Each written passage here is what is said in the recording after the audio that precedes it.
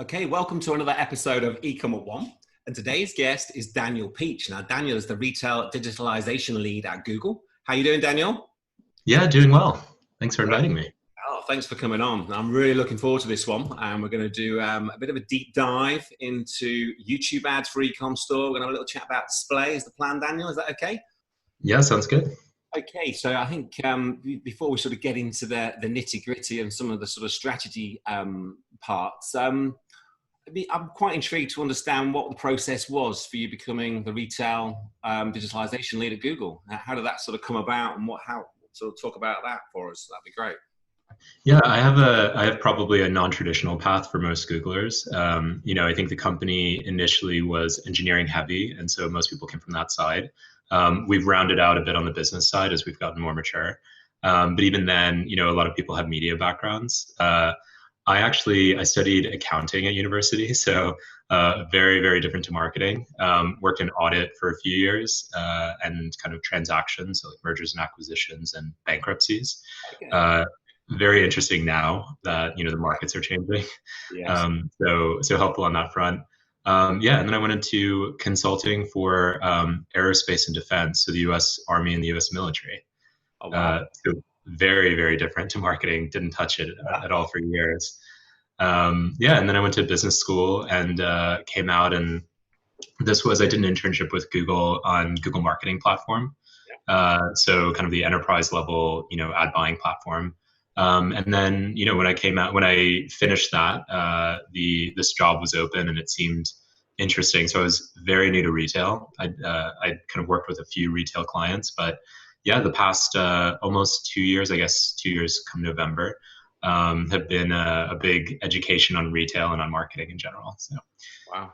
Okay. So from accountancy to aerospace to marketing to specifically retail, sort of leading up the retail side of Google. Wow, that's quite Yeah, somehow. fantastic. So I think obviously Google Ads and the different aspects of Google Ads, the different sort of platforms and areas. We've talked a lot on the podcast about Google Shopping. I know that's something very much you on a lot, talk on a lot. But I'm keen to dive into display and YouTube. Where would you say is a good place for those guys that are listening in? They're maybe getting started on the display side and on YouTube as well. Where would be a good start point for e-commerce stores? Yeah, I mean, I think if we dial in just on retail, the question is, what are your goals coming out of it? Because YouTube, I think traditionally has been used more for branding. So if you think classically of a film trailer, that kind of really punchy, really engaging advertising. And what we're seeing shifts in the way shoppers are interacting with YouTube. So, for instance, somebody might search for Nike trainers, for instance, on Google.com. Often they're then going to YouTube to watch reviews or learn more about the product. So it's becoming a bit more lower funnel as well as upper funnel. So I think if the aim is awareness, which is kind of a more advanced form of advertising in the sense that you really want to anchor on performance, as an e-commerce brand. But if you do want to invest in awareness, the formats there are really kind of those skippable videos. So we call it True View for Reach, and that's really an awareness kind of play. But I'd say more classically, we have a new one that's come out called True View for Action, and that's really performance focused. So we're moving toward kind of lower funnel and the idea of that as a way to boost your search performance. So lower CPCs, really have an additional reach or additional surface. And then I guess briefly on display, display is now part of smart shopping campaigns, which you may have seen. So whereas we used to recommend standalone strategies on display, now if it's a retailer in particular and you have a feed that's lined up, you can use display basically as additional reach, through smart shopping campaigns. So it's become a lot simpler. No, great answer. So using on YouTube specifically, using what maybe search ads as your sort of main performance channel or shopping ads, but then having YouTube as a sort of secondary awareness option sitting in there as well to help drive and sort of get people over the line as it were as well on search. Yeah, I think if the awareness is something, we're seeing brands that are a bit larger and that haven't been as materially impacted invest in awareness. And what we saw in the last recession was brands that invested heavily in awareness ended up gaining a lot of market share, just because what we see during recessions is the first thing to go, it tends to be branding. So those that have the capacity to invest in that will tend to overperform in the years, as recovery happens. Yeah, great. So remarketing, what would you say, what would be, sorry to start again, what non-remarketing audience would you use for display if your target was to get the highest possible ROAS? What would you say to that? Yeah, it's a good question. I think so taking maybe a slightly Google-centric lens is we're moving a lot toward automation. So less manual optimization. And part of that is, so smart displays, we have smart shopping campaigns and smart display. And smart display is kind of embedded in smart shopping campaigns, but it's a bit of a standalone. So remarketing and then what's called similar audiences, they're both on automatically, so no need to opt in, it's more of an opt out. And I think the idea is display traditionally has been used for remarketing because we know conversion rates have been historically sub 5%. So the idea is if you can continue to show those, whether it's in this case inventory, so maybe going back to the trainers example, if you're showing that exact product all over kind of Google's display network, the idea is bring them back into the funnel, that kind of thing. Yeah. Similar audiences is the idea that we can look across all of these consumers and understand what the purchases have been and recommend products that are maybe similar or that they may like. So in addition to trainers, maybe it's shorts or maybe it's other workout equipment, or maybe it's a different set of trainers. So it's pulling from the product feed and chasing the highest ROAS, but using, again, automation. Yeah, I know that's something our team has had a lot of success with, similar audiences. Yes, yeah. It's but you have to get to a certain level in your account to be able to do that. These guys that are maybe listening in that are, how sort of, what do you think is a reasonable spend or a reasonable amount of data to get to be able to get the most out of using similar audiences for these guys that maybe, they're maybe a year or two into their e-commerce journey, they may be maybe doing between 100 grand a month to $1 million, a couple of million a year. What's the sort of stepping stones to be able to use similar audiences? Yeah, I'd say so.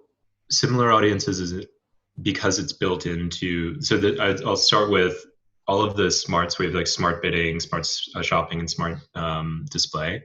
We're all built for smaller customers. Actually, they weren't built for our biggest customers. And the idea is kind of level the playing field a bit. Yeah. So yeah, it is a good point. I think as a standalone, audience, as you said, you have to build up to it. I wouldn't overcomplicate it. So if you do use manual, then yeah, you can sort of manually, you can opt in on audiences, but over engineering these campaigns can often come at the cost of ROAS because you tend to break it down. You build basically barriers around the scope and the breadth of what they can reach. Yeah. And what we found is the automation just kind of does it itself. So it's, if you target ROAS, for instance, it's going to chase and give you the highest results. But the more stipulations you put on it, the more restricted it's going to be in its ability to do that. I think that's the same with a lot of whether you're putting restrictions on something. What we see, we refer to it as bid. It's a slightly different thing, but like bid stacking, where you go, right, we'll adjust this and we'll adjust this, but then we adjust this, and before you know it, you've adjusted 9 things, and the sort of compound effect of adjusting all those things means you've got literally like a 3% chance of getting in front of your audience, which you have to be quite careful what levers you do pull, because you end up pulling too many, and then you're not getting in front of any audience potentially.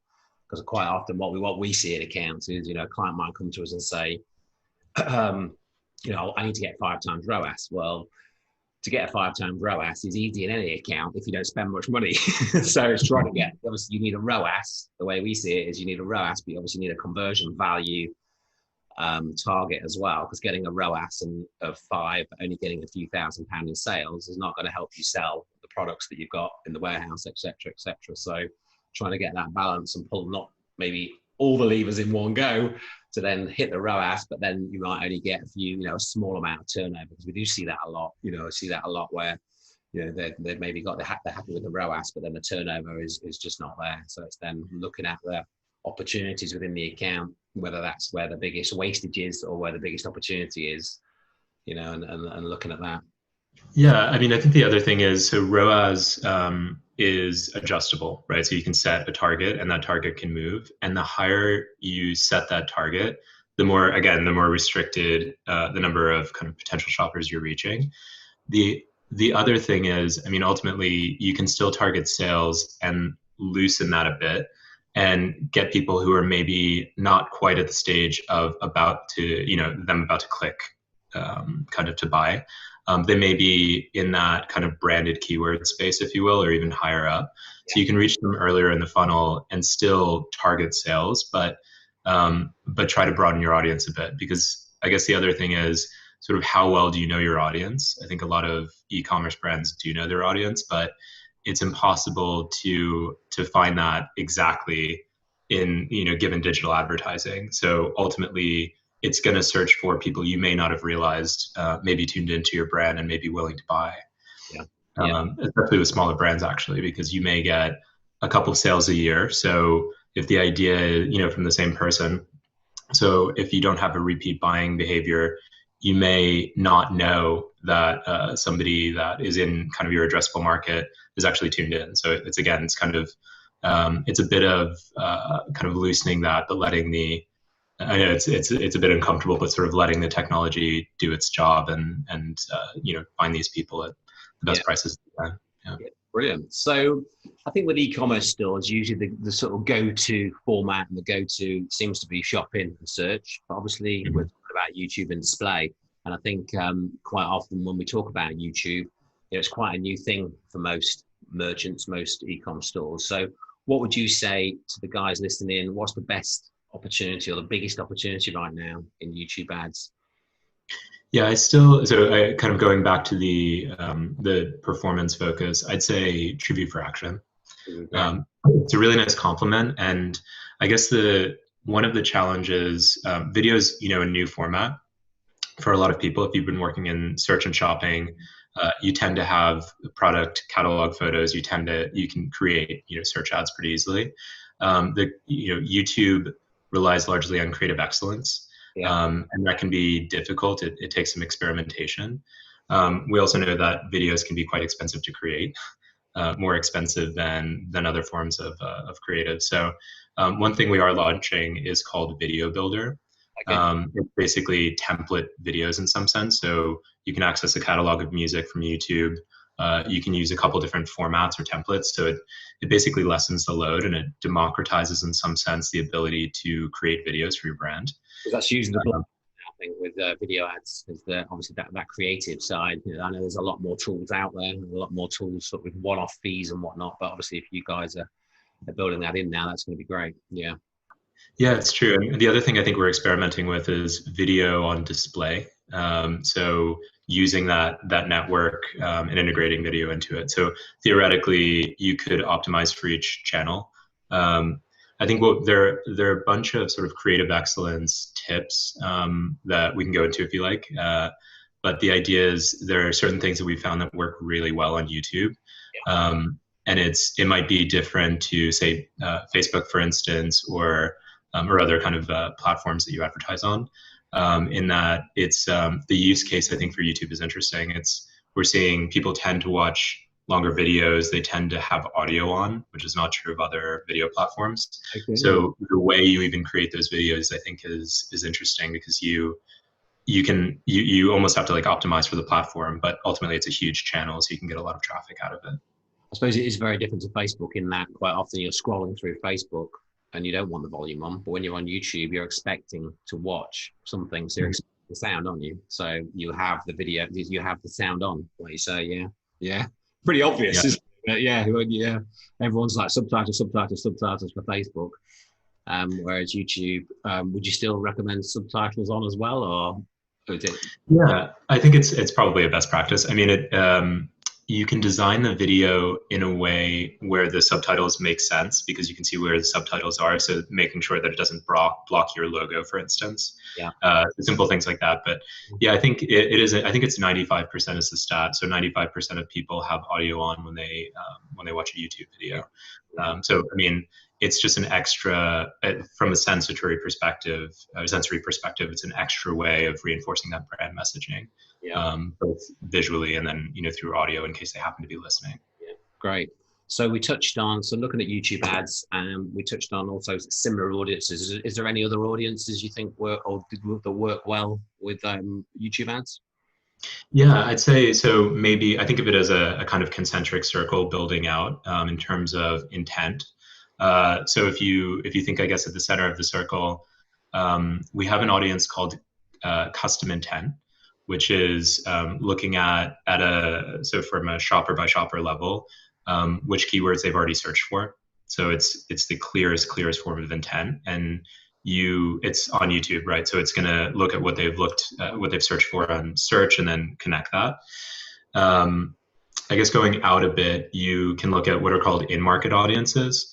So the idea is similar to custom intent, but just kind of a lightly sort of maybe a level out, if you will, where they've expressed interest in products that you have, but maybe not necessarily your keyword specifically. So more of like a category keyword than a brand keyword.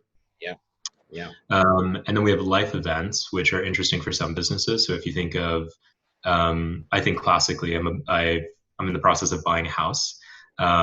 So I've been shopping for furniture quite a bit. A lot of Made, a lot of these kind of furniture brands. So I am like at the perfect moment for home moves. But the same is true of maybe marriage, of weddings, of that kind of thing. So you're seeing a lot of products that you didn't think you needed, and now that you're now about to purchase lots of things that weren't on the list initially for the house move. Oh yeah. Well, it's interesting too because when you work in marketing, you're acutely aware of how you're being marketed to.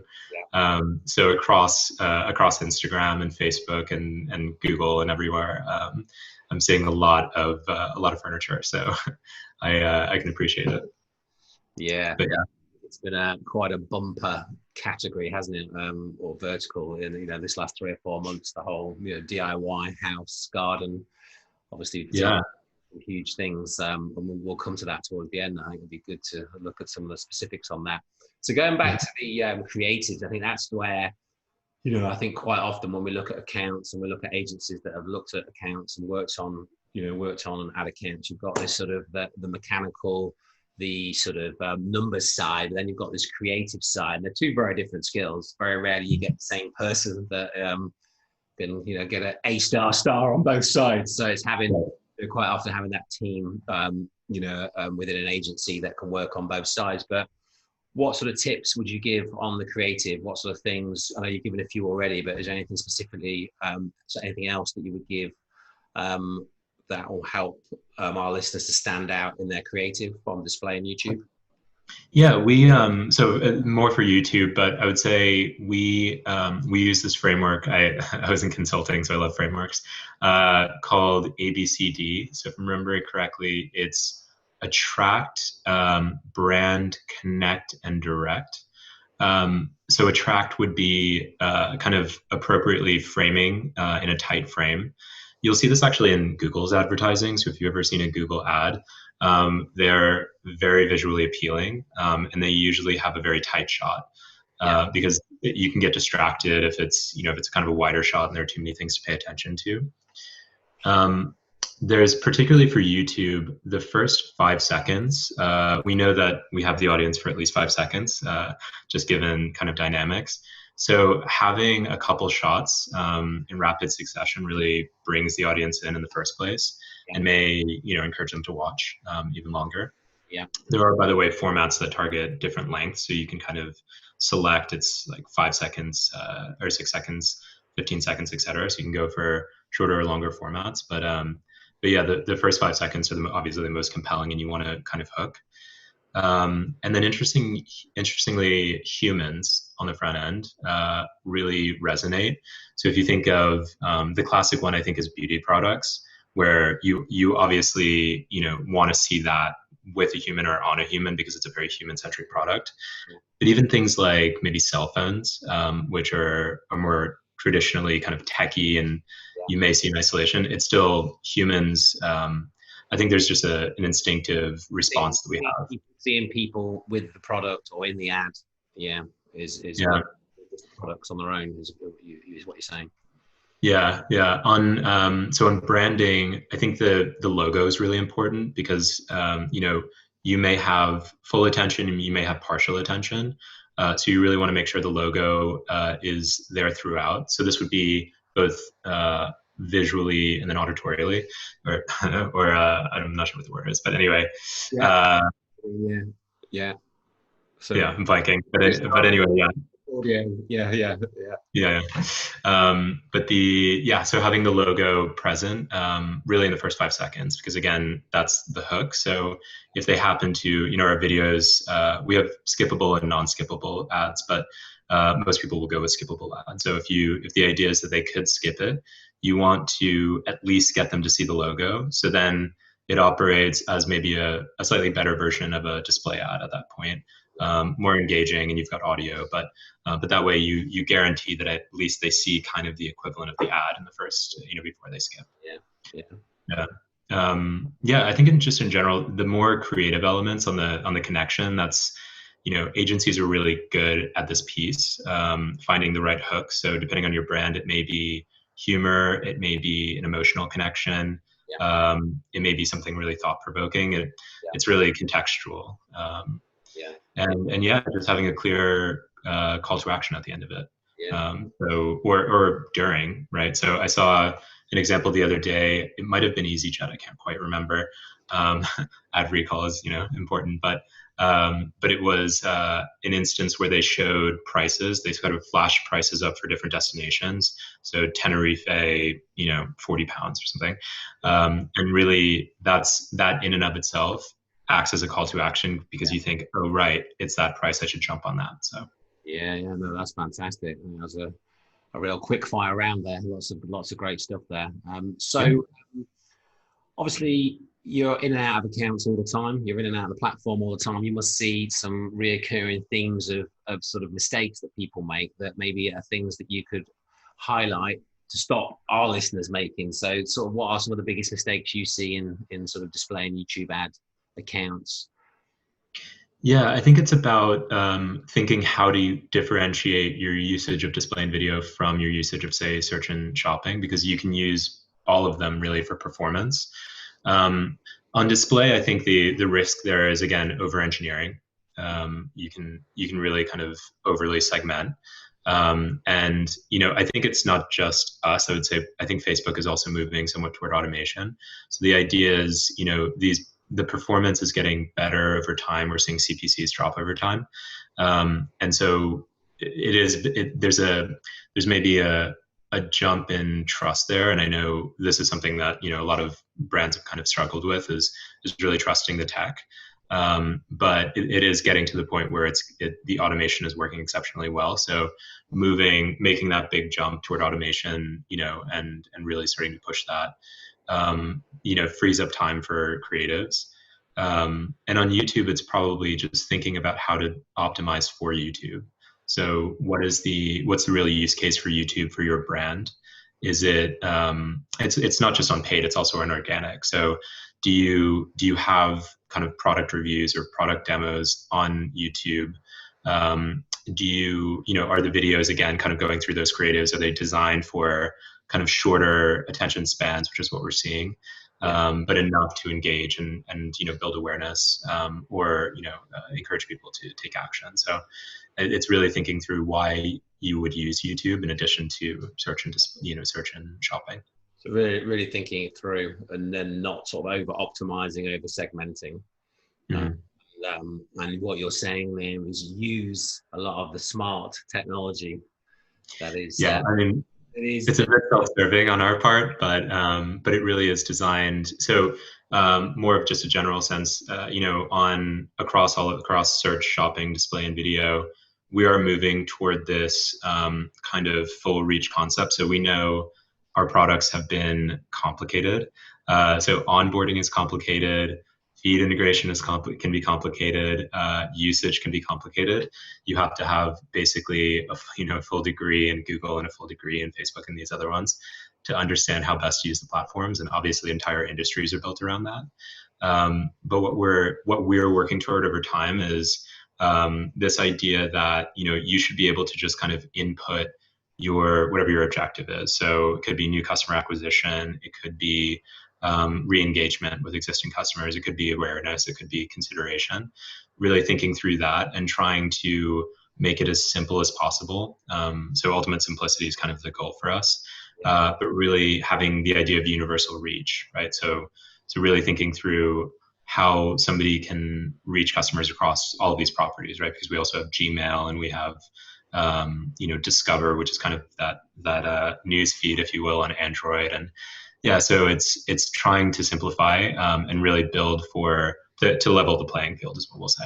It's quite an interesting time, I think, where obviously there's the smart everything, smart shopping, smart, and the sort of auto, right. And we have people come on board that have used smart, and had a lot of success, and others that have quite often hit a ceiling where they can't quite. I think obviously it's evolving all the time. Will we ever get to the point where it's just literally, press the button, agree the ROAS, and you can really, get a real optimal turnover. And I think that we're there in some degree with quite a few clients that have onboarded with us. It's like, wow, that is actually really good. Can we improve it? But, it's like, how far will the automations go? Where will agencies be needed, in 12 months, 24 months for the day-to-day? Obviously they'll always be needed for the ideas and for, more on the strategy side, but the mechanical sort of movement of, adjusting the thousands of adjustments that need to be made in an account. I think, obviously as the months progress, it's evolving all the time, isn't it, at your end? Yeah, we've been actually working on this with agencies directly. So obviously we work a lot with, the WPPs and the, DANs and everyone else. And I think there is a shift in what agencies are doing and have done. The shift on their end actually toward digital. So that in and of itself has been a big change in the way they do business, because the forms of media and consumption has changed a lot, but also thinking through their natural role. So the media sort of campaign management has been a big part of their business, and and I think the question is, what is their best use case? So as you said, strategy and kind of creative. That's becoming even more important, because if you think about kind of democratizing the playing field on things like performance advertising and even awareness, we're moving toward automation on awareness as well, or kind of upper funnel. That makes the creative even more important, and you can start to see how certain companies stand out. It's more obvious on things like display and video, but it's equally important on text, because if you have really compelling keywords or taglines or whatever it is, you'll see the changes in performance over time. And agencies, I think, are much better equipped than, obviously that's not our business, but also customers themselves. It's that years of experience that's built up that I think agencies really excel at, understanding what works best. Interesting time, isn't it? I think that's probably about 4 years ago. I think from our standpoint in the agencies, we went really full in on using automation and building out different automation suites, different automation scripts and I think we have about 30 now that we focus on. Obviously that's not using smart shopping, that's using our own, our own scripts that we work with primarily. But I think for those e-com stores that I see that they might have 5,000 or 20,000 SKUs and they're still doing stuff manually. It's literally it's impossible to be able to keep on top of things, isn't it? It really is. Yeah, I guess the other point is, I focus just on Google, but we're not the only advertising, platform. So the other piece of it where I think agencies are doing really well and are investing is media mix modeling, right? So looking at their new advertising, Amazon didn't really have much of an advertising business a couple of years ago, and suddenly it's a juggernaut. It's growing really quickly on things like sponsored product ads. So you can really see there are different use cases, and we know that some customers do really well on Facebook, on Instagram. Some do really well on Amazon. Some do really well on Google. I think the expectation is that everyone tends to invest across different channels to reach different audiences and with different messages, but we will never, because of the kind of walled garden concept, somebody has to sit on the outside and oversee all these different platforms and understand them, and that's I think where agencies excel really well. Great. So we're sort of 4 months ish into lockdown. Obviously quite a lot of the country are sort of back in their workspace. Obviously a lot of people are still working from home. Obviously, we've seen a lot of industries really flourish. Obviously, other industries have their own challenges. We've seen a lot of things like click and collect has really come out as a big winner for a lot of people. A lot of stores doing the click and collect, a lot of supermarkets, a lot of restaurants, takeaways, all different industries doing click and collect. What's some of the newest trends that you've seen that have really spiked in the last 4 months that you think will be here to stay? The changes that we are now going to become sort of the new normal, on the digital side. Yeah, I think unsurprisingly, e-commerce has shot up. Stores being closed really shifted purchase behavior. So the most obvious one is groceries. A lot of people have started kind of downloading apps. So in the UK, it's Ocado. It's trying to think of some of the other ones. It's probably Amazon, actually, a few of the a few other grocery delivery brands, and so that's been the most obvious one. But we've seen from a category level an interesting kind of a pull forward, if you will, of home and garden. So as you said, DIY projects, but also outfitting the home office, outfitting the home gym. There's been a pull forward on that. And I think specifically for that category, if you think about it, bigger purchases will tend to be made in the summer. So seasonality is a bit different to say something like apparel, which may be also, weighted toward the summer, but have a big kind of holidays, end of year period. The question there is, have people really shifted that? Have they kind of maxed out on the purchases they're going to make in, kind of Q1, Q2? Or are there still things that have deferred down the line? We were talking about, sort of home buying, and I was pleasantly surprised last week by Rishi Sunak's stamp holiday. Really personally beneficial, which I hugely appreciated. That was a good day, wasn't it? That was a great day. That was amazing. Yeah, one of the best days I've had probably this year. But the other piece of that is, I think something like £5,000 maybe for green projects. So, there's an incentive, and the question of whether the stamp duty holiday is really going to kind of stimulate more house moves and house prices. We may see activity in home garden still.